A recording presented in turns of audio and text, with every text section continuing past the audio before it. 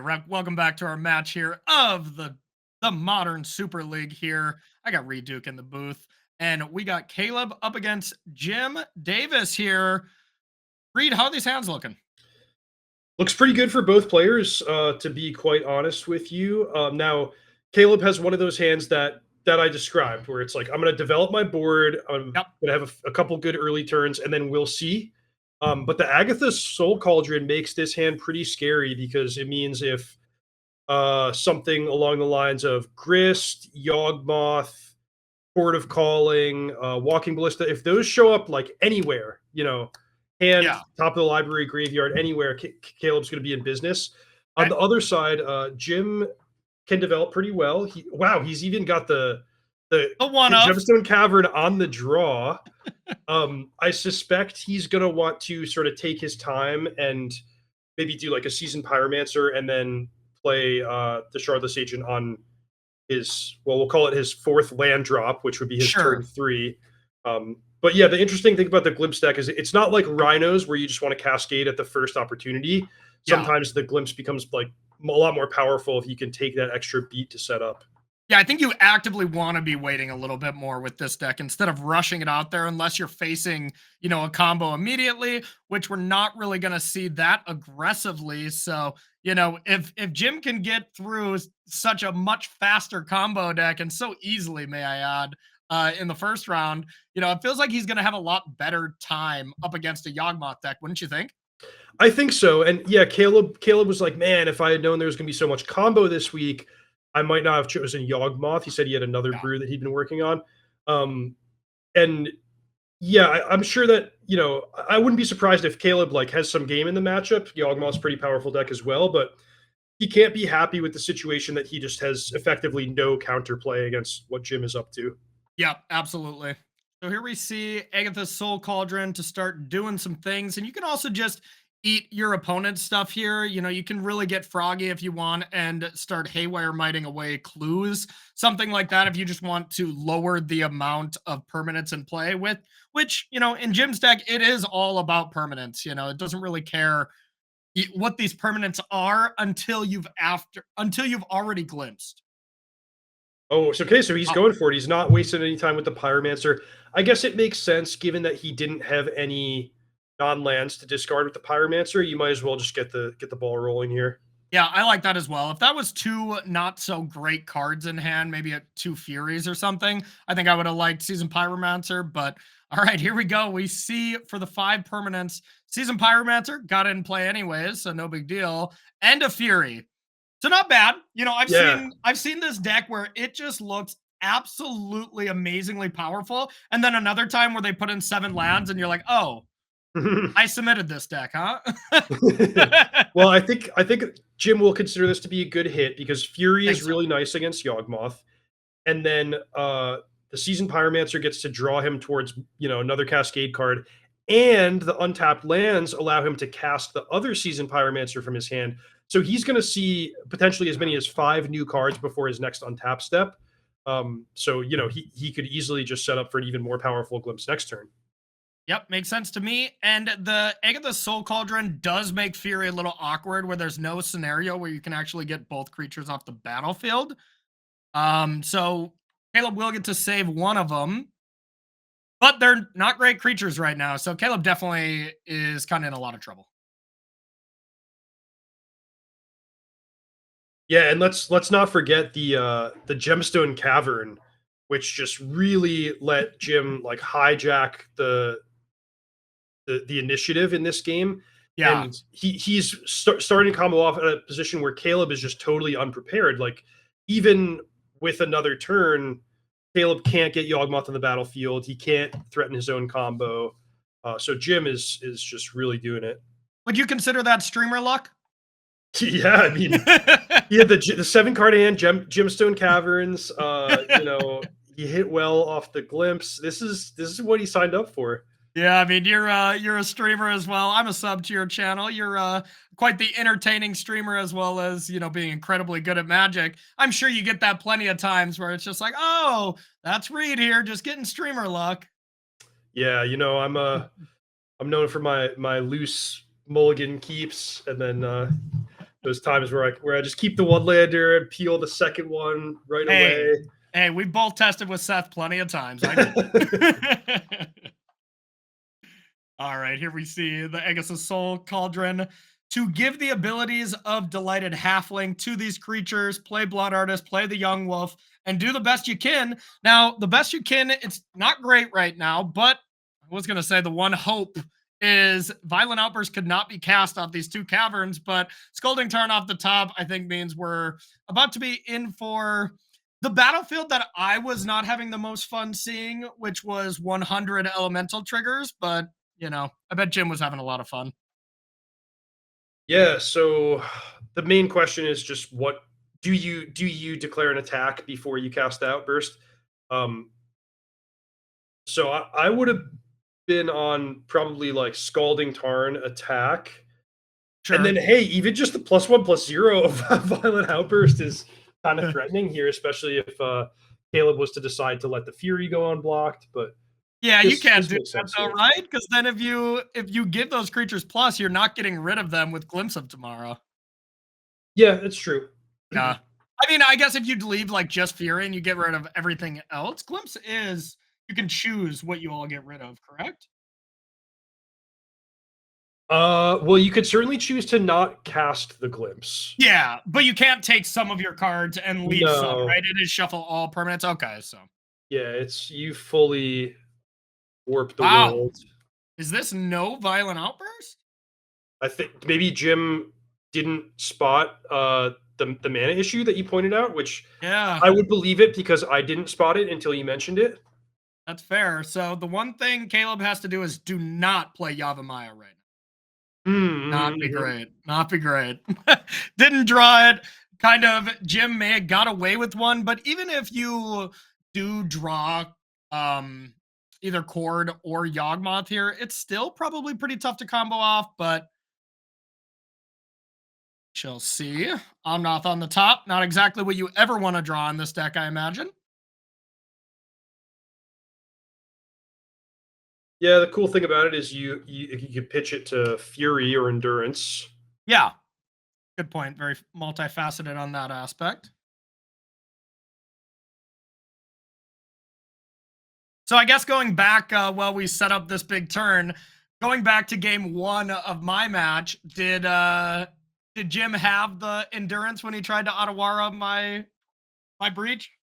No, Jim was in tough shape that game because his plan was to end step Ottawara your Teferi and then try to go off, but then you started comboing, and is at least from my perspective, it wasn't obvious if there was a spot where he could Ottawara anything to break you up. Yeah, there definitely was not, because he just always would have bounced the breach and then I replay it. But I was playing around Ottawara plus endurance, so I wanted to get enough cards in my graveyard so I could do a bunch of bolts in response. But all right, so here we go. Glimpse of Tomorrow. This looks like an interesting hit. Maybe not extremely powerful, but we are gonna get a bunch of Risen Reef triggers, but this is really missing an Omnath. Now, that being said, you can just cast this Omnath now with this mana base. Looks like at least, yeah, you got red. Yeah, and this is going to add enough mana, so you can at least play Omnath and then start fetching away lands to then create more elementals and create this overwhelming battlefield. So this should be good for Jim here, right?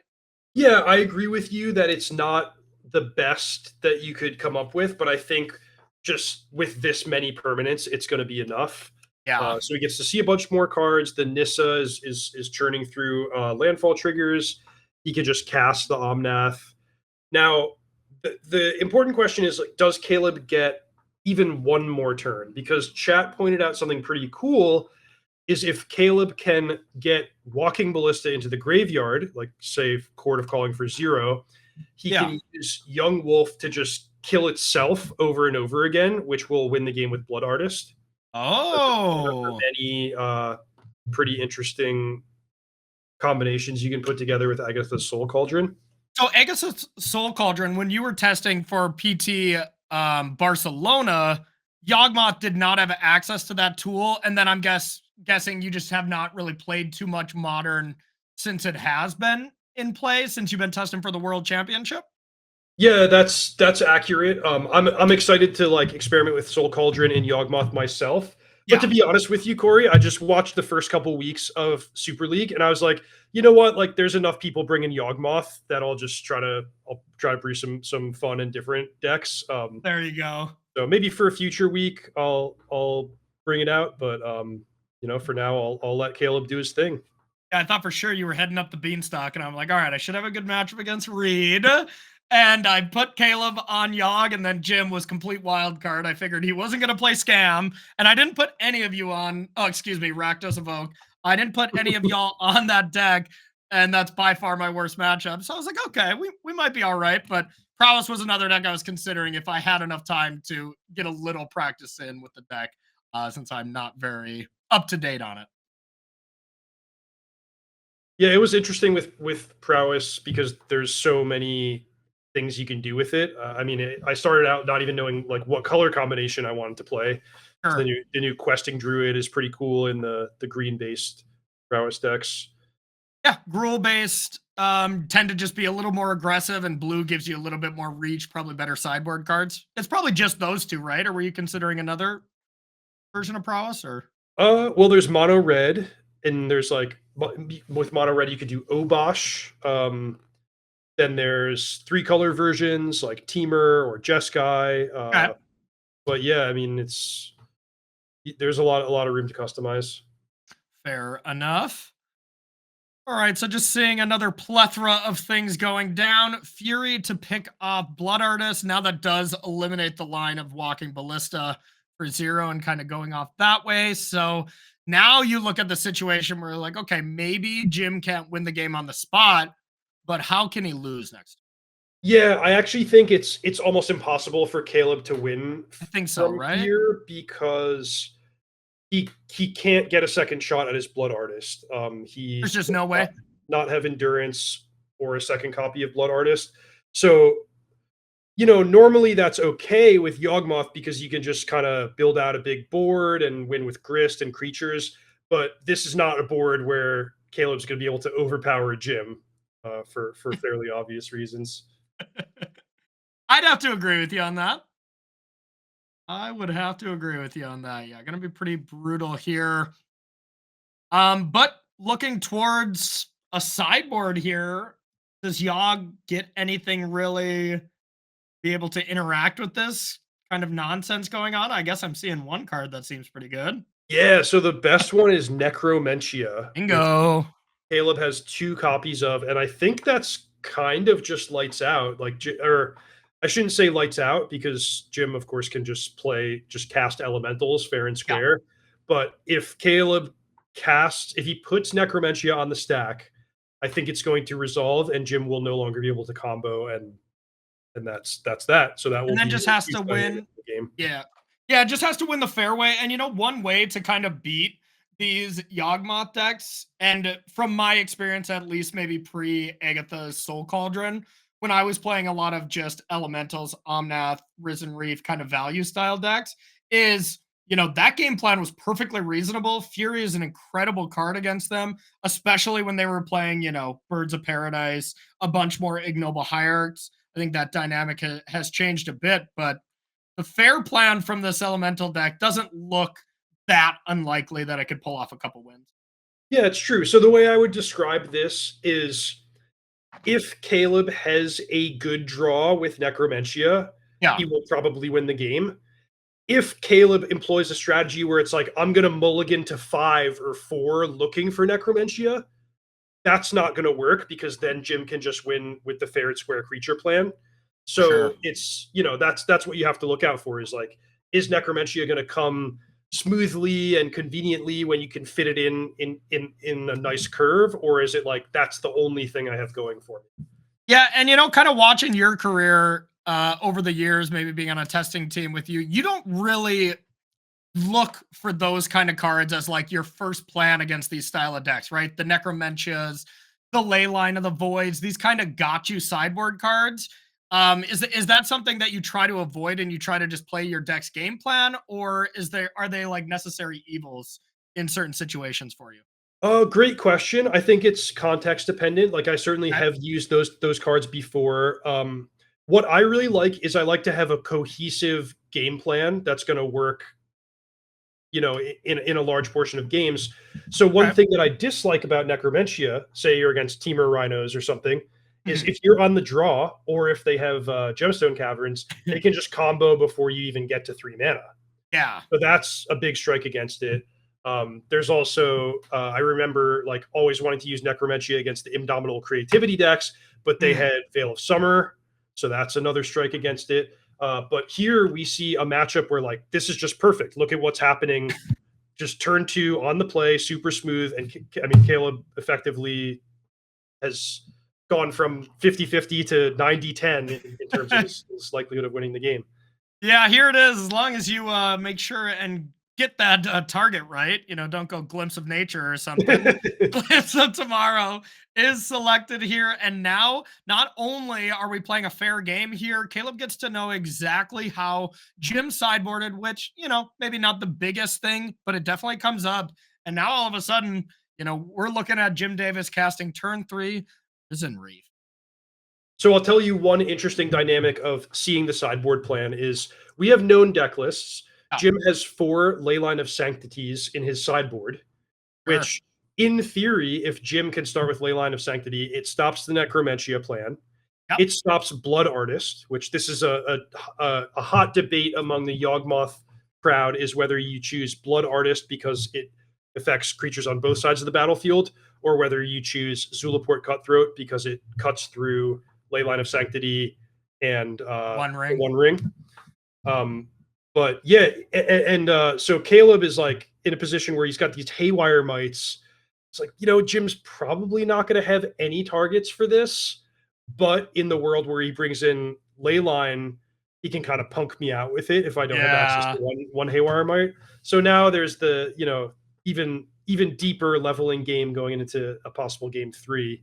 And I would ask you this question. I kind of already know the answer, but like at big stakes events, you're a household name on the Pro Tour. Do you tend to go for these kind of moments? These kind of like gotcha moments and try to pivot, or do you really like to just kind of stick to your game plan that you and the team like have figured out? Going through a sideboard guide meeting type thing. Boy, another great question, Corey. So I'm a player who's like I do value preparation and having a plan. Yeah. So my favorite thing is if I just feel that I've identified the best sideboard plan that I can have.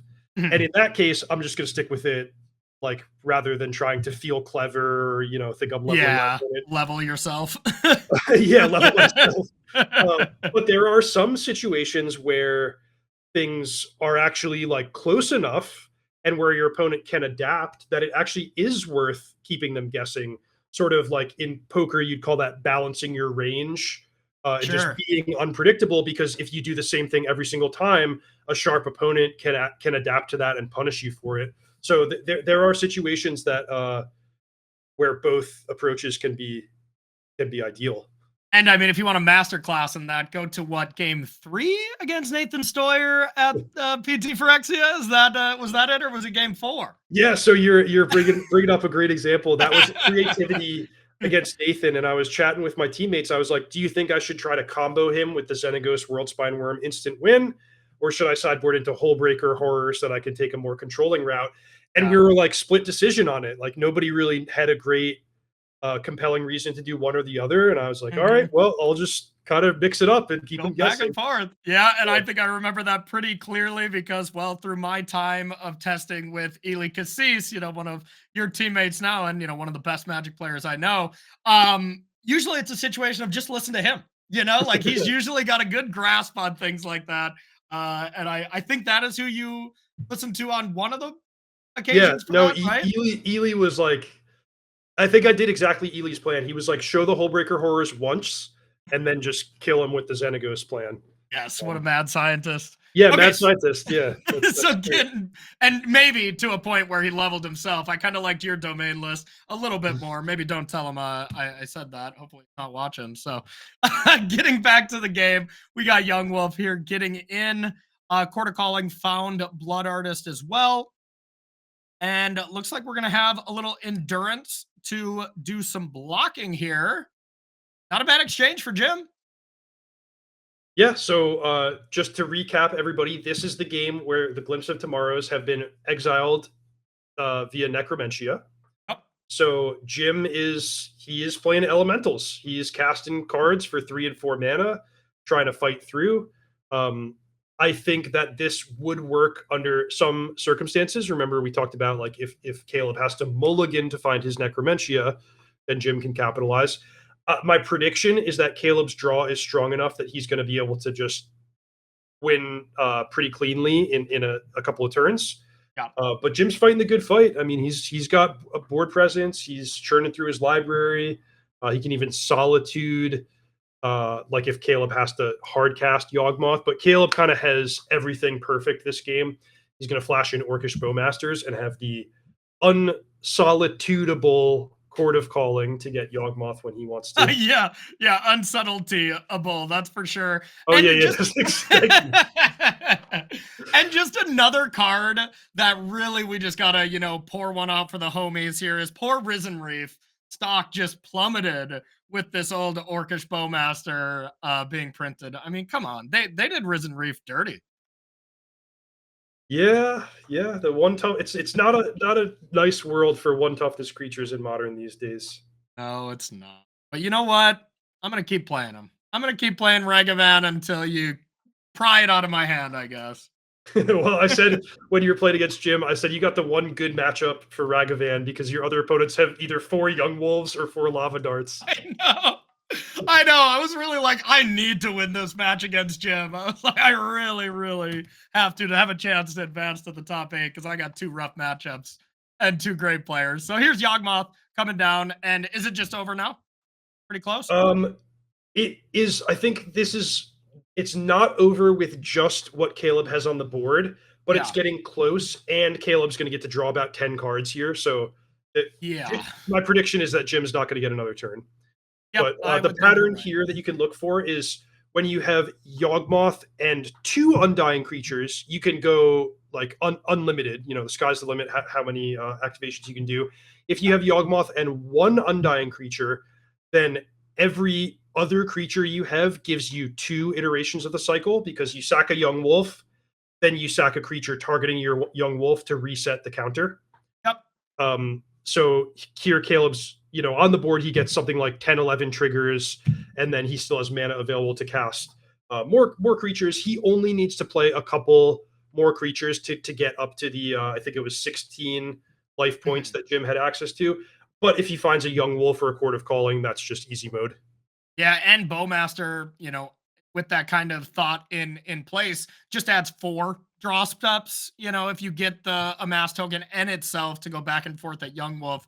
And then Agatha's Soul Cauldron probably does some stuff too here. We'll just let Caleb play with that cauldron. It probably does some stuff. So you can use the cauldron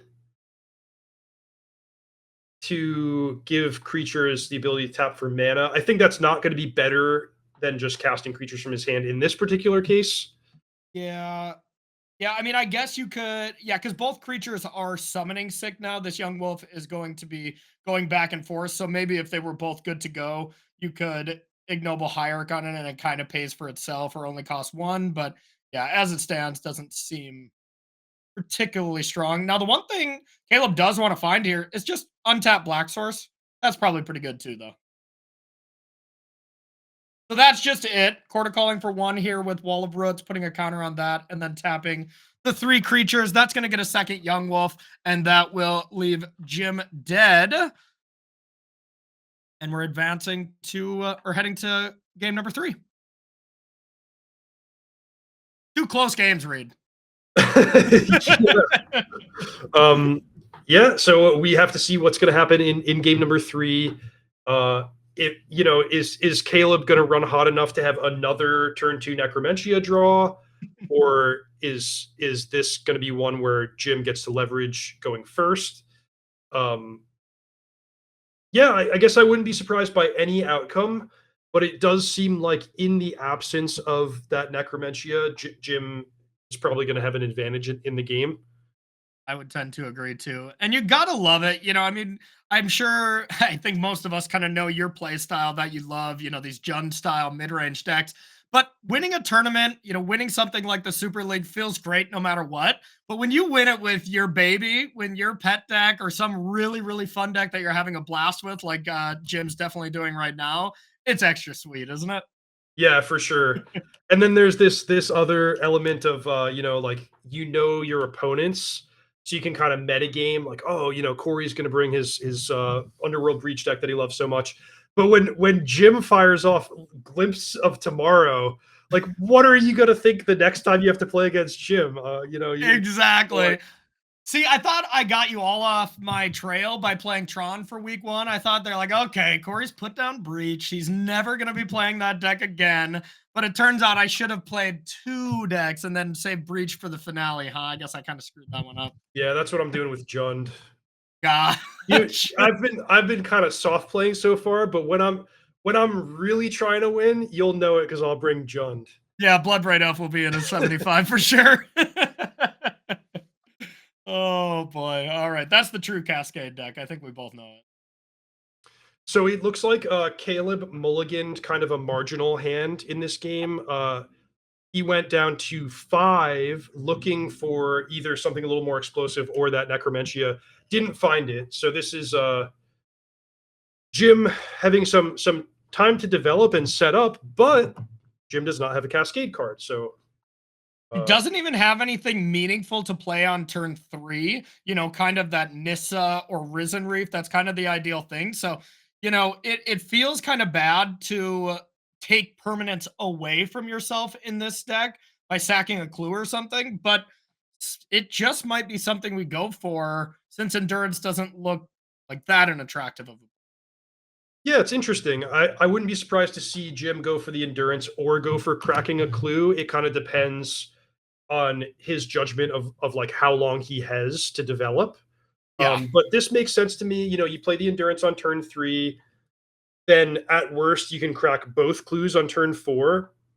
And the game should be paced in such a way that you get a turn 5 to try to make something happen. Alternatively, Caleb did mulligan to 5. So if Caleb just has some kind of miserable draw, you could play a couple Endurances and a Fury and just start beating down. Yeah, I like it. I like the plan that Jim took here, just being mana efficient, really. I think that was the large factor in just playing the Endurance here. Probably going to be the reason why we play another one. Also, there is some value of putting that Walking Ballista on the bottom of the library instead in the graveyard. That can be a little bit of a scary thing to see with the inclusion of a champion. So cool moment there for Caleb. Now, he could have used Wall of Roots for mana to play the other Wall of Roots. Then he would get to pass with 2 walls and 3 lands untapped to be able to cord for 4. Now, I have not puzzled out what Caleb would want to cord for. Now, Reed, sorry to interrupt you here, but do you think we're going to see it? The absolute train wreck here of double block and Fury to blow out both of them? Boy, that could happen. Plays around it looks like. Sorry to interrupt you. Feel free to make your point. I just thought we were about to see something devastating here from Caleb's right side. to point that out to us. And then the end result was that Caleb actually blocked neither of them. He just took 6. So that's kind of a very conservative or passive style of play for Caleb, which does indicate to me that he has some kind of big plan for this cord and thinks that he can win sort of without worrying about the combat step in his life total. Yeah, because this is just cord for 3, right? Like, that's not that great. Like, you don't even want to do that. Yeah. So to circle back, he could have set himself up to have cord for 4 available. The downside of that is you kind of telegraph exactly what you have. Like in this situation, Jim could totally plausibly think that Caleb just has a bad hand. Whereas if you make the play of using your Wall of Roots and passing, then Jim knows exactly what Caleb's up to. It's also not clear what you want to cord for, and maybe you want to take another draw step, kind of waiting to see what the best move is. It's funny, like this is actually a spot where Sheoldred wouldn't have been that bad. Just like, let's get the single most powerful creature that we have access to, ambush one of these endurances, and then get to work. But I believe Caleb sideboarded that out. Which makes sense to me. That doesn't seem like most of the time, unless you pair it with Necromentia, that kind of fair game is going to favor you. Now, the one thing that's kind of interesting from this spot here is Caleb did play an untap land here. So one thing that he's going to have available is if this, okay, so we're just going big Omnath. But if there were to be a Fury play where you go to like kill these Wall of Roots, at least you can Quarter Calling for Yogg in response and sacrifice that wall to then deal with a Risen Reef. But you might just be priced in and yogging right now and killing Risen Reef before you get a bunch of triggers. Yeah, so I think we're going to chord for Yawgmoth, sack the Dryad Arbor to kill the Risen Reef. Love it. Caleb thinking about exactly how he wants to use his mana. Does he want to have double black up for some kind of proliferate? Yeah, I guess the big thing, or just a Bowmaster if you draw it. That's the cost, or having a 4 toughness creature to block one of these endurance. I think that's the big decision point here for Caleb. And nice thing, Caleb does not have to take any damage with that Peatland, as you can use it for Urborg if you, of course, already have the prerequisite 3 green. Yeah, really is taking some onus here on protecting his life total here with leaving both these walls open. Ooh. Punished immediately. Punished immediately. Well, he might not be too disappointed to see that, because at this point, Caleb's like, all right, this is my big chance where Jim is tapped out and I have the Yawgmoth. So let me draw some cards and make something happen. And the Bowmasters, you just get to convert that into 2 cards. So yeah, pretty good start. Still great. You know, could have played it at end step is the only thing I'm referring to. But yeah, this is Caleb's big turn here where you can just start Yawgmothing, right? Like you just start getting it going. See what you can find. You, of course, don't want to decimate your entire battlefield, but I wouldn't be too shocked to see. Oh, that's a great draw, too. Like Bowmaster, target the Omnath, and no matter what, kill the Omnath and start the turn over like that. Okay, so often the first Chord of Calling winds up going for Young Wolf. That would make sense. Caleb is a little bit choked on his life total here. This is something that comes up with Yawgmoth, is it's a lot easier to win when you have 20 life than when you have 10.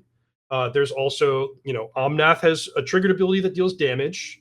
Jim has a battlefield. So Caleb doesn't want to sacrifice a bunch of board presence, find himself at 4 life, and then be unable to win the game and die the next turn. So he's going to have to navigate like somewhat carefully and not just use all his life points without a care. Now, the one thing that he has as far as of an advantage compared to playing against you last round is there's no reach from this this Glimpse of Tomorrow deck. There is no lightning bolts to the face that he has to worry about. We saw a situation where Caleb was very much considering stopping going for it because he had not found Court of Calling to get Blood Artist, and was really kind of taking his time, even though had the double Young Wolf, had Yawgmoth, but your deck just is so scary if you untap. You have that ability to just fire off a bunch of burn spells. Not the case here from Jim. Yeah. I do want to recap. This is a game where Jim still has Glimpse of Tomorrow in his deck. So if Jim gets another turn, he's got a couple shots to find a Cascade card, and then anything can happen. Yeah. I was like, what's the worst that can happen? And then some pretty bad things happen, Reed. It was not good. Yep, I believe it. I mean, this is awesome. If Jim goes just 2-0 with a deck that is largely not on the top 15 most played decks, I think that's a pretty safe assumption here. Would just be really incredible. But wow, that's not Young Wolf. Yeah, so I'm guessing that Caleb is doing this because it lets him be a little bit, more carefree with his own life total. And then he might also think, well, I have 4 Young Wolves. I only have 1 Blood Artist. So let me cord for the artist and then give myself a few shots to draw into Young Wolf. It's not what I would consider like the default line, but I do believe that Caleb had some good and thoughtful reasons for choosing to do it this way. Totally agree. So one option that Caleb does have is can just proliferate here to deal with this Omnath instead of getting rid of Blood Artist, and has double swamp thanks to Urborg. Probably better than getting rid of Blood Artist, especially since, well, Caleb can't cast a thing. Yeah, so I have to say, Corey, Caleb he didn't get there this turn. No. He had some opportunities if the top of his library had been nice to him. But as it is, this is kind of the nightmare Yawgmoth scenario where you do wind up sacrificing a lot of board presence, not winning the game. Now, just with the cards we're looking at, Jim gets to attack for 6 and Fury away the Yawgmoth, and it's so challenging for Caleb to rebuild from there. Yeah, and speaking of sacrifice, I think Caleb was getting some F6 value there, and F6 forgetting about the Omnath trigger, and it got to pick apart Blood Artist without it being activated to get a little bit more value. So Caleb thought the turn was over. I guess so did I until I saw that trigger on the stack. Kind of forget about that one. Modern All-Star, a 7-mana Omnath. Now this is bad news bears here for Caleb. I'm quite shocked here at how this last turn went down. And, you know, hindsight's 2020 and things would have happened that were different, but would you have went for Young Wolf there, or would you have went for Blood Artist? It's so tough. Yeah. The game is over with Jim winning, so we're going to congratulate Jim on advancing straight to the top 8.